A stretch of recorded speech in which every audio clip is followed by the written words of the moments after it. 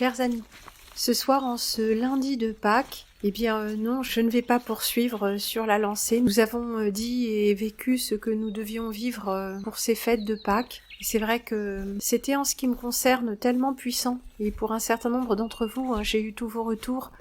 Vous avez aussi été bouleversés, saisis par un grand élan de foi intérieure et aussi saisis par l'Esprit Saint d'une façon tout à fait particulière, tout aussi intérieure, pressante mais profonde. Un besoin de reliance que la société dans son état actuel ne nous autorise pas vraiment. Et puis tous ces questionnements sur l'Église catholique, orthodoxe, la foi, la religion, tout ça, ça a posé beaucoup de questions qui méritent d'être examinées. Bien sûr, j'aimerais pouvoir me maintenir à ce niveau d'élévation spirituelle que j'ai ressenti et qui m'a traversé, cette émotion religieuse, cette émotion intérieure, à prendre la mesure de choses qui nous dépassent très largement, mais qui sont des réalités pour la vie de l'âme. Et alors ces temps forts et ces célébrations qui sont bien sûr évidemment récupérées ou même initiées par la matrice de ce plan, sont des moments forts qui ne sont pas que pour nous, qui sont piégés évidemment.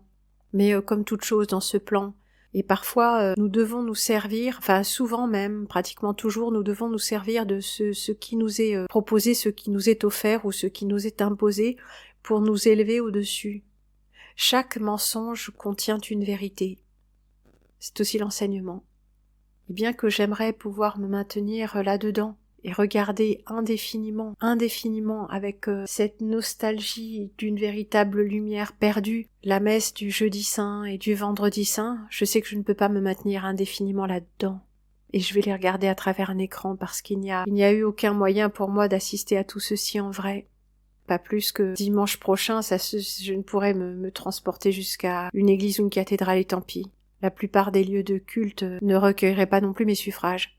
En attendant, et pour ceux qui le veulent, et pour ceux qui ont besoin de, oui, mais tant pis, remplir un peu ce vide laissé par l'absence tangible de la vie dans notre existence, je vous propose de reprendre nos épisodes. Ce sera le 5e ce soir. Que s'est-il passé sur la Lune ? Encore une fois, nous sommes censés être vraiment au courant de la supercherie, mais l'important dans cette série d'émissions, c'est la rigueur avec laquelle le raisonnement est mené par rapport aux documents qui sont examinés. C'est pas des élucubrations, ce sont c'est plus exactement un examen serré des faits.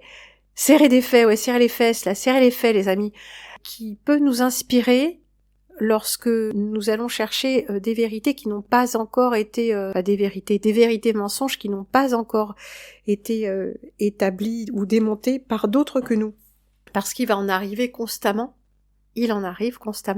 et nous devons appliquer une certaine méthodologie, rigueur intellectuelle, pour ne pas sombrer dans l'émotion et aussi pour ne pas nous faire entraîner un peu trop vite dans des choses qui ne nous concernent pas. C'est toujours bien de faire un petit retour sur des choses qu'on croit acquises. C'est toujours très intéressant d'observer la méthode et d'observer aussi comment ces choses sont présentées aussi, parce que bien sûr ça n'est pas complètement neutre, mais ce ne sont pas non plus des gens qui remettent en question la forme de la Terre ou toute exploration spatiale. Donc c'est pas du tout des gens qui sont vraiment complètement passés de l'autre côté. Donc c'est quelque chose de très très très mesuré, beaucoup trop à mon goût pour le résultat, mais dans la méthodologie ça ne leur en donne que plus de crédit.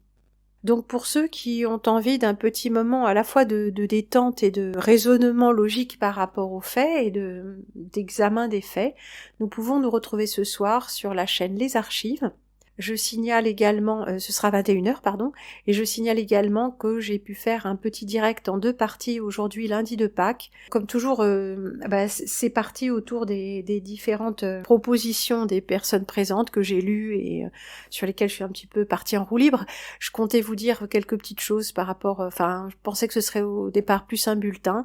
C'est pas vraiment un bulletin, ça a été une discussion à bâton rompu, mais j'ai quand même pu préciser certaines des choses que je voulais dire parce que je suis comme vous pleine de questionnements quant à la période à venir et quant à un questionnement par rapport à comment poursuivre le travail que je fais depuis 5 ans, qui est un travail tout autant spirituel que pratique aussi, informationnel, culturel et informatique aussi, de mettre tout ça en ligne. Ding ding. Eh bien, voilà, je n'ai pas de réponse à ces interrogations, mais je compte sur les plus anciens participants et contributeurs pour m'envoyer également leurs sentiments, et les contributeurs avec lesquels j'ai un dialogue depuis longtemps. Et quant aux autres aussi, pas les nouveaux arrivants, parce que souvent vous êtes un peu à côté de la plaque, mais disons ceux qui savent un petit peu de quoi il est question sur ce canal. J'aime bien avoir vos retours. Vous n'aimez pas tous la même chose et vous n'avez pas tous les mêmes demandes.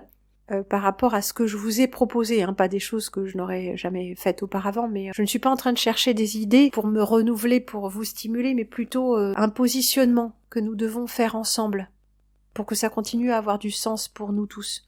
Et disons pour le plus grand nombre de ceux qui s'inspirent de cette parole, qui est la mienne, mais qui est aussi la vôtre, hein, avec le courrier des spectateurs, etc. Nous aurons d'ailleurs très bientôt un courrier des spectateurs qui était en attente depuis un petit moment, et que je mettrai en ligne dans les jours prochains. Mes hommages de fin d'après-midi, sous un ciel gris et qui met vraiment notre patience et notre foi à l'épreuve, constamment. Christ est ressuscité, il est vraiment ressuscité. Il est là. La force de son amour est avec nous, qu'il soit avec nous tous.